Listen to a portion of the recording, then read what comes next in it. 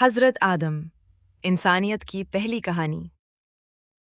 جب دنیا میں انسان کا کوئی وجود نہیں تھا، زمین خاموش تھی، آسمان اپنی جگہ قائم تھا اور ہر طرف اللہ تعالیٰ کی قدرت کے نشان تھے۔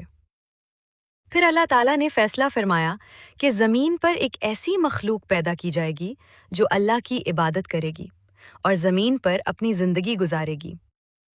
اللہ تعالیٰ نے حضرت آدم علیہ السلام کو مٹی سے پیدا فرمایا، پھر ان میں اپنی طرف سے روح پھونکی اور انہیں زندگی عطا فرمائی۔ حضرت آدم انسانیت کے پہلے انسان اور پہلے نبی تھے۔ اللہ تعالیٰ نے حضرت آدم کو بہت سا علم عطا فرمایا۔ فرشتوں کے سامنے اللہ تعالیٰ نے حضرت آدم کی فضیلت ظاہر فرمائی اور فرشتوں کو حکم دیا کہ آدم کو سجدہ کریں۔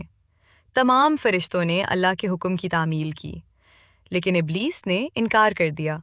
اس نے تکبر کیا اور کہا کہ میں آدم سے بہتر ہوں کیونکہ مجھے آگ سے اور آدم کو مٹی سے پیدا کیا گیا ہے۔ یہی تکبر ابلیس کے لیے ہمیشہ کی لعنت کا سبب بن گیا۔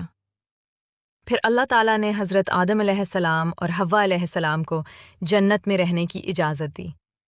انہیں جنت کی بہت سی نعمتیں دی گئیں اور کہا گیا کہ وہ جنت میں جہاں سے چاہیں کھا سکتے ہیں، لیکن ایک خاص درخت کے قریب نہ جانا۔ ابلیس نے آدم علیہ السلام اور حوا علیہ السلام کو بہکانے کی کوشش کی۔ آخر ان سے لغزش ہوئی اور انہوں نے اس درخت کا پھل کھا لیا۔ پھر انہیں اپنی غلطی کا احساس ہوا۔ حضرت آدم علیہ السلام نے فوراً اللہ تعالیٰ سے معافی مانگی۔ انہوں نے اپنی غلطی پر ندامت کا اظہار کیا اور اللہ کی طرف رجوع کیا۔ اللہ تعالیٰ نے ان کی توبہ قبول فرمائی۔ پھر حضرت آدم اور حوا کو زمین پر بھیجا گیا۔ یہی سے انسانیت کا سفر شروع ہوا۔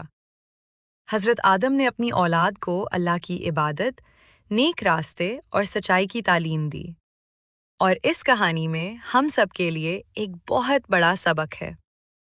انسان سے غلطی ہو سکتی ہے، لیکن غلطی کے بعد اللہ سے معافی مانگ کر اس کی طرف لوٹ آنا ہی اصل کامیابی ہے۔ اور ابلیس کا سب سے بڑا ہتھیار تکبر اور وسوسہ ہے۔ اس لیے اپنے رب کو کبھی نہ بھولنا، کیونکہ اللہ تعالیٰ کی رحمت سے مایوس ہونا مومن کا طریقہ نہیں۔